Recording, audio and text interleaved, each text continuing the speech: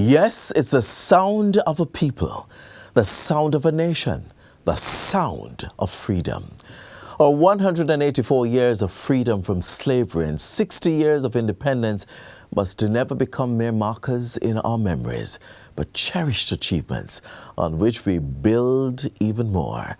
We're drumming down this October to reflect on the great sacrifices made by our founding figures to move Jamaica forward. Thank you so much for joining us for another informative edition of Jamaica Magazine. I'm your host, Adrian Atkinson. In today's show, we explore more pieces of our history as we continue to build forward with hope and resilience. We'll tell you more right after the news.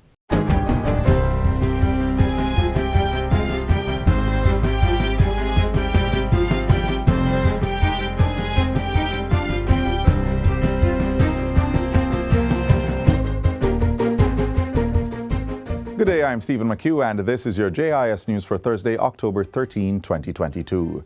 13 new homes have been delivered under Phase 1 of the Roseneath Park housing development in Old Harbour, St. Catherine. They are from a total of 140 detached two-bedroom units being purchased by the National Housing Trust NHT from Roseneath Developers Limited under the Guaranteed Purchase Program. Prime Minister Andrew Holness, who handed over the houses at a ceremony on Wednesday, says a total of 70 units will be made available in Phase 1. Of the 70 units being purchased by the NHT in Phase 1, 19 have been reserved for public sector workers and persons with disabilities. The remaining 51 were offered to selectees. 69% are women. 33% are young adults between 19 and 35 years of age. 37% are not so young adults between 46 and 55 years of age. The ceremony featured the special handing over of a modified wheelchair-accessible unit to former member of the Jamaica Constabulary Force, Constable Owen Graham, who was injured while on duty. Roseneath Park will be a complete community with paved roads, traffic signs, stormwater drains, central sewage treatment system, and other infrastructure. Land within the development has also been earmarked for green spaces, recreational and commercial activities, a school, and a church. Meanwhile, two families in central Kingston are the newest beneficiaries of government's new social housing program, NSHP. Minister without portfolio in the office of the Prime Minister, Floyd Green, represented the Prime Minister at the recent presentation ceremony. He revealed that over 98 houses had so far been completed under the NSHP, with 50 more under construction. What you are seeing today are two new units that have been constructed from reinforced concrete, comprised of 2 bedrooms, living room, dining room, bathroom, kitchen. And I also appreciate that the work was done up to standard, quickly, in time, and in budget. The recipients from Central Kingston, Maxine Cross and Julia Rogers, are now among the more than 500 Jamaicans who have benefited under this initiative of the Ministry of Economic Growth and Job Creation. I big up God, because God make this possible for me. Yeah, because we had also stay, I couldn't in it. I couldn't stay in it. Rain did come with me. I don't know how to manage. The homes were delivered in partnership with the Ministry of Local Government and Rural Development. More than 1,300 residents in St. Elizabeth are now holders of certificates of title for their lands. The titles were issued by the National Land Agency, NLA, recently to persons living in Bartons, Wharf, Burnt Savannah, Essex Valley, Houghton, Lacovia, Littitz, and other communities in the parish. Public Relations Officer at the NLA, Brittany Stewart, says it's part of the agency's mandate to issue 20,000 titles in 3 years. We are aiming to register, have all the unregistered lands in the country registered, and we decided to start with St. Elizabeth because it is the parish that has recorded the least number of lands, unregistered lands in the island. So we actually started the distribution activity in February. The work falls under the NLA's systematic land registration program, and this latest distribution follows similar land titling exercises held earlier this year in St. Elizabeth and St. Catherine. The first National Identification System NIDS Enrollment Center has been completed and is expected to be handed over this week. It is located at the Central Sorting Office in Kingston and will be the first site to roll out the NIDS pilot program at the end of the year. Minister without portfolio in the Office of the Prime Minister, Floyd Green, made the announcement during Wednesday's post-cabinet press briefing at Jamaica House. So already we've tendered and procured contractors to work on 4 additional post office through Kingston and St. Andrew, which will form a part of our initial rollout. He says the NIDS pre-enrollment software is also expected to be completed by the end of October to early November. The NIDS regulations were completed and sent to the Attorney General's chambers. The full rollout is expected to take place in the second quarter of 2023. And finally, the Minister with responsibility for information, Robert Morgan, is assuring that the ban imposed by the Broadcasting Commission on illicit content is not intended to restrain rights to freedom of speech.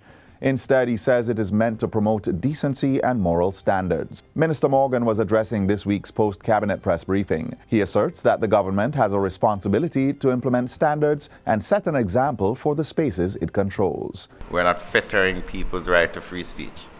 There are so many other portals you can use to promote your artistic freedom. The thing about radio is that if I turn on a radio here, I'm not the only one who is hearing it. It's a public facility that caters to the public, that is licensed by the government, that is regulated by particular laws.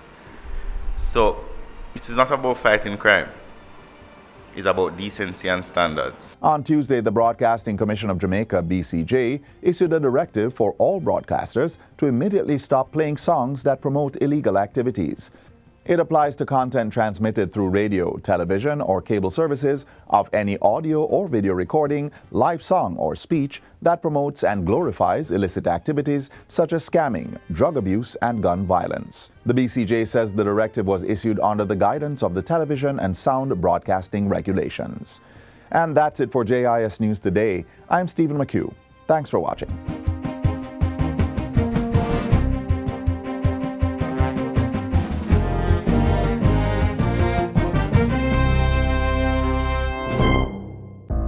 With crime and violence, we must be united. Please cooperate with the security forces. Call 311-119 or the JDF tip line. If you know something and you not talk, you're a part of the problem. The proceeding was brought to you by the Office of the Prime Minister. As we write our stories daily, let us remember the legacy we want to tell. Every October, national honors and awards are presented to the heroes of today and the impact they have made on society. In this story, we are unwrapping the layers of dedication and hard work that have driven one public servant's contribution to national development. Winsome Christie is somebody who likes to see when other people excel, and particularly if I have anything to do with their growth, it makes me very happy. The one thing I can say is that I have learned so much from her. Working with Mrs. Christie is a bundle of joy. I mean, she can be a little pressuring sometimes. We have found her to be a very nice, jovial person, easy to get along with. Words of admiration from colleagues who have been positively impacted by their working relations with Mrs. Winsome Van Horn Christie. She is a dedicated public servant whose years of commendable service is being recognized with a national award.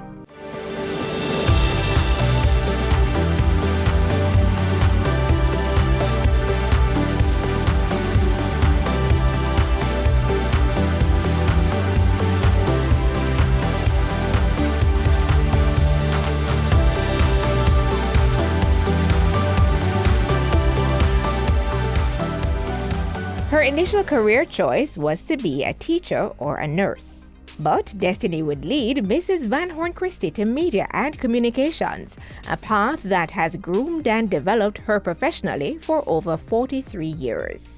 Fresh out of high school, Winsome joined the public sector in 1979 when she landed a job at the Jamaica Information Service, JIS, in the television department. With an appetite for knowledge and curiosity that propelled her ambition, she extended herself beyond her initial duty as a clerical officer. I wanted to see what happens in television, and so I volunteered until I became a production assistant, and then I started moving up from there. But then I loved the job. It didn't come in like work, because as a production assistant we used to film many things after work, and the work was also on weekend, and I would be the one volunteering to work every weekend. I'd be the one volunteering to work on all of these dramatic productions. So you leave the studio at 2 o'clock, 2:30 in the morning, and I'm back at my desk at 8:30. So for me, it wasn't work. It was a lot of fun, and I guess that's why I stayed there so long. Her tenure at JIS Television lasted 28 years, during which she achieved several promotions, eventually becoming head of the department. According to Mrs. Van Horn Christie, the dedication of the staff at the JIS was a strong motivational factor which influenced her commitment to whatever she did. Always meeting deadlines to make a program at 6:30. Then always motivated to make a program on at 5:30 on the air. And I figured that whatever I do, I should do it to the best of my ability. And I hope that that is what I've been doing all these many years. Much of my growth in JIS television production, I really and truly want to say thanks to Tony Robinson. And I want to say thanks to Peter Ashley, who threw me on live television.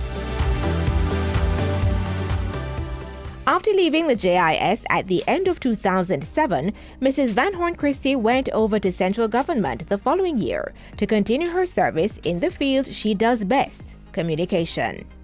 With her communication background, we realized that she was able to assist us with, whatever we had to for minister in terms of administration.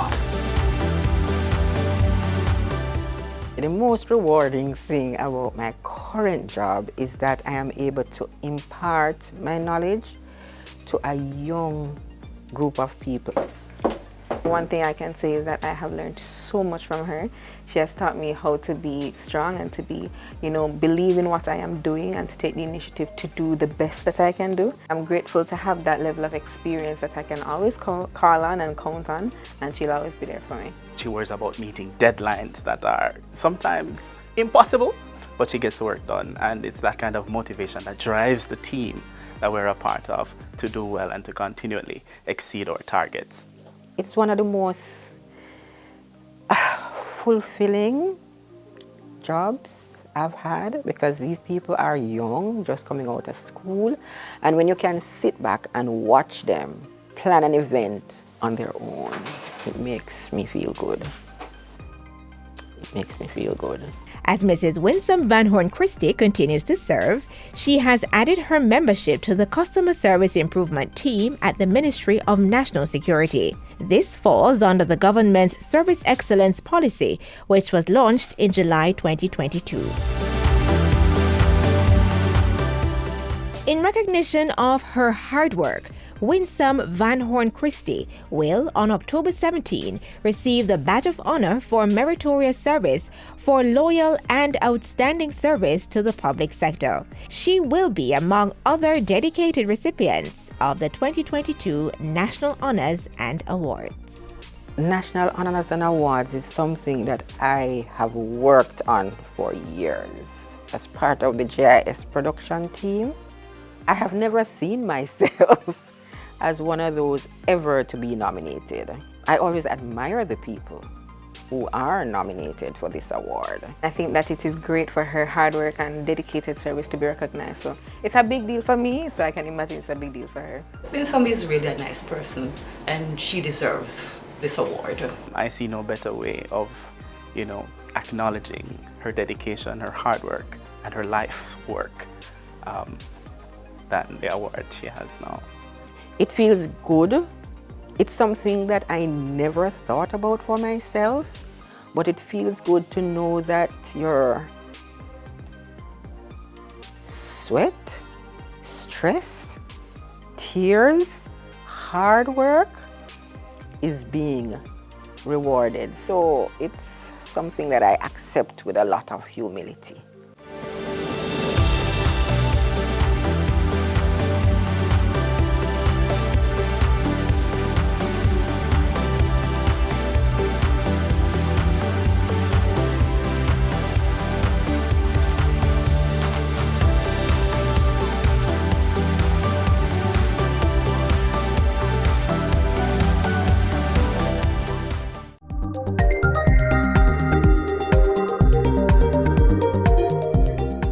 Up next, we're getting the latest update on fiscal policies and economic initiatives from the government as we chart forward. Take a look.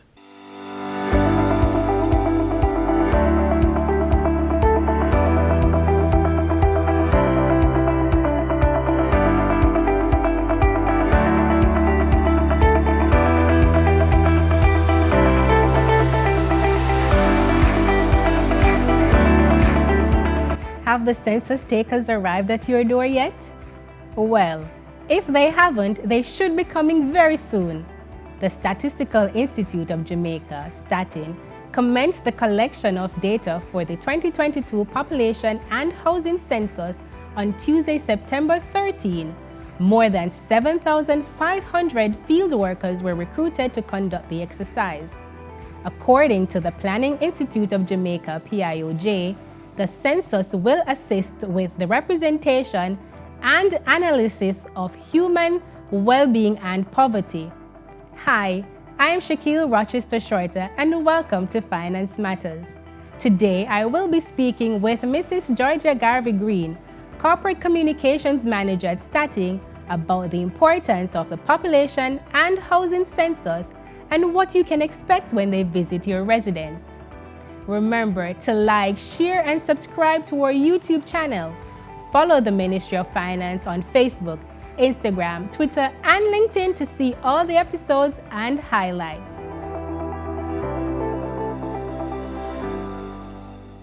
Mrs. Garvey Green, thanks for joining us today. So my first question to you is, the previous census that was done, is there any data that will be compared with this census? Okay, so we have been doing censuses in Jamaica for quite some time, and the data that we collect, we tend to have similar questions and cover similar topics on each census questionnaire. So our researchers, our business community, the government agencies will be able to compare data from the 2022 population and housing census when it is released with other censuses. But is there any particular data that you'll be zooming in on? Well, all the data are important for us. So for example, you can get data on the growth of the population and the population distribution in terms of age and sex. You can also get data at the community level. So now you'll be able to compare the progress of communities based on data that we would have published in the 2021 population and housing census, along with the 2022 population and housing census. So most of our topics, they are repeat topics on the previous census questionnaire and the current census questionnaire. You may be aware that there have been conversations around fertility. I know you mentioned it, but can you tell us more about what they'll be looking for regarding the fertility rate? Because I'm suspecting that it is low based on stuff that has been reported in the media. Okay, so fertility is one of the topics that we cover on our census questionnaire. It is on our individual questionnaire. And we ask this question or questions related to fertility to females. And basically what you have seen or read in the newspaper on the international website, we do have issues, or it is showing that we have a lower growth rate. So the population and housing census data will tell us exactly what the growth rate is for Jamaica and also the fertility rate, what it is. And then we will be able to compare to previous censuses to see how we are growing as a country. Okay, so how do I verify that you are actually a census taker at my residence? So householders will be able to verify the census takers by using several different ways. The primary means of verification is the fact that all our census takers are given Statin identification cards, and this card has their image and their name. So the householder, it is in their right to request to look at the identification card, and they can call our office to verify the person's identity. They can also go on our website at statinja.gov.jm and look for the census page where they will be able to type in the census taker's name, and an image of the census taker will pop up. So when the census taker arrives, they should present their IDs. But what can we expect during the interaction with the census taker? All right, so when our census taker visits your household, we encourage persons to be cooperative, right, to them. That does not mean that you necessarily have to invite them into your house. Okay. But you can do the interview in a comfortable space. The census taker will administer 2 questionnaires. There's the household questionnaire and the individual questionnaire. 1 household questionnaire is issued per household. Okay. And the individual questionnaire depends on the number of persons who are living in your household. So the duration of the interaction with the census taker will be dependent on how many persons are in your house. Some Jamaicans may say that the questions can be intrusive, and I don't want to give out my personal information. I don't know what the government is going to do with my personal information. What do you have to say to people like those?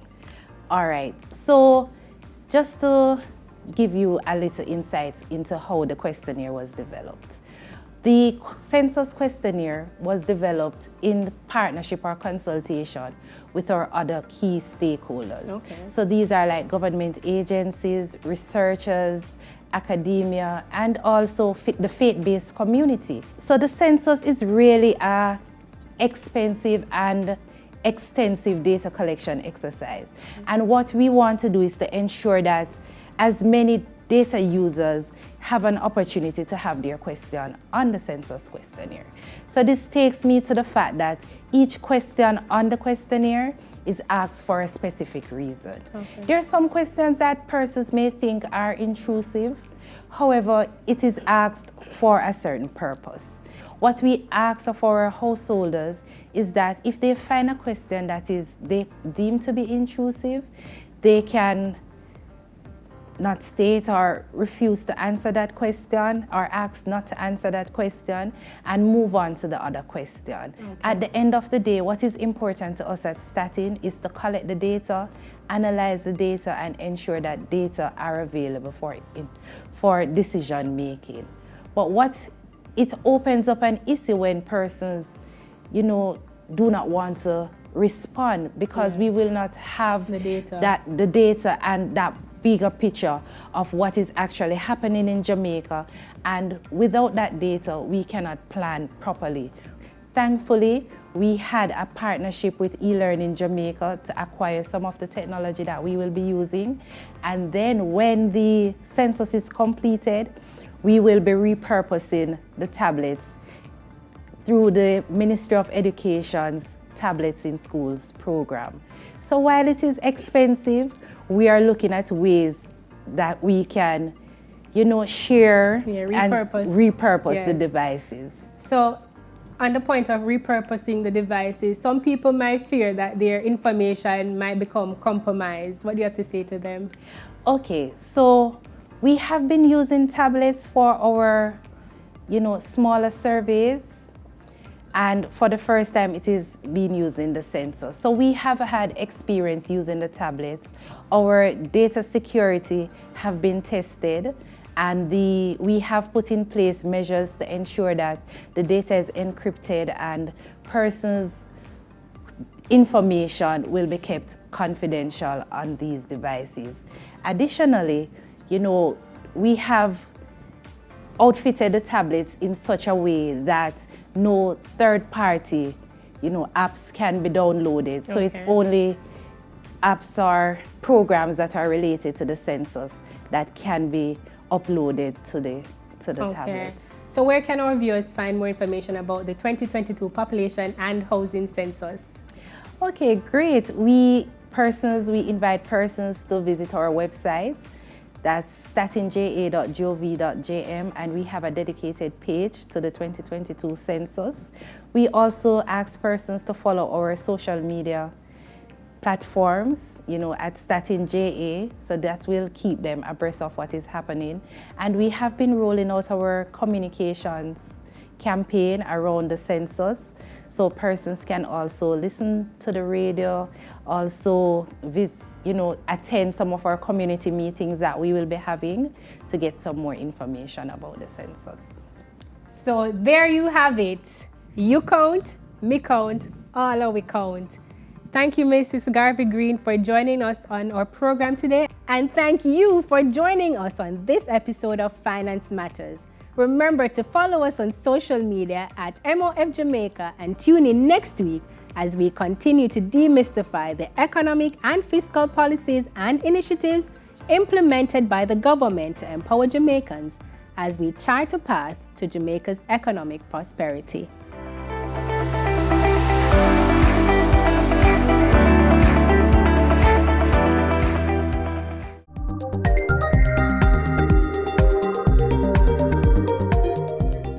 There's no history without action. On that note, Prime Minister Andrew Holness made an important call to action at the recent 77th session of the United Nations General Assembly.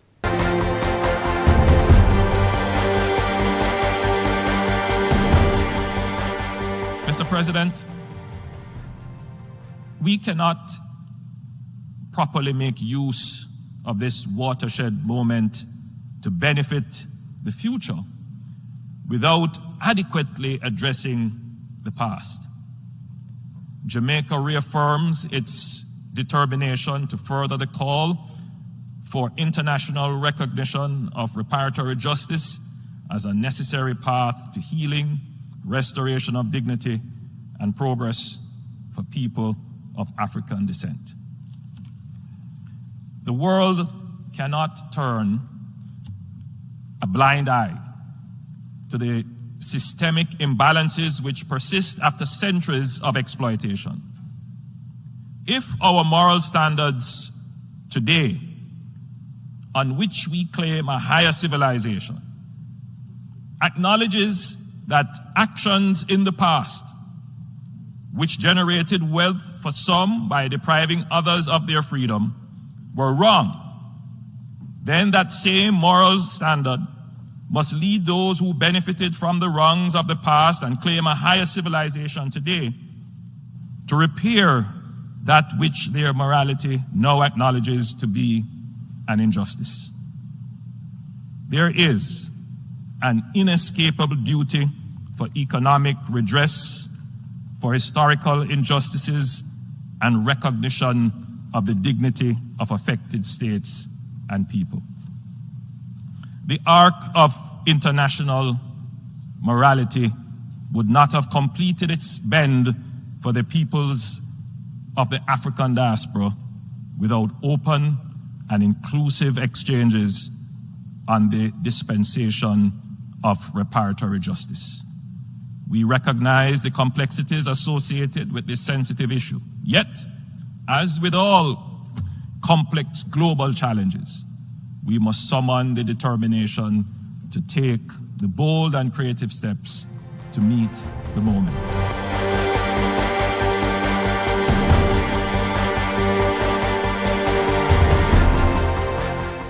As we honor our national heroes, let us embrace the pillars they fought for: unity, justice, and respect. Missed aspects of today's show? Well, you can watch it on our website at jis.gov.jm. Don't forget to send us your feedback at Jamaica Magazine at jis.gov.jm. We would love to hear from you. Do join us again tomorrow on the same station for another informative show, packaged just for you. On behalf of the entire production team, I'm Adrian Atkinson. Thank you so much for watching, and do take care.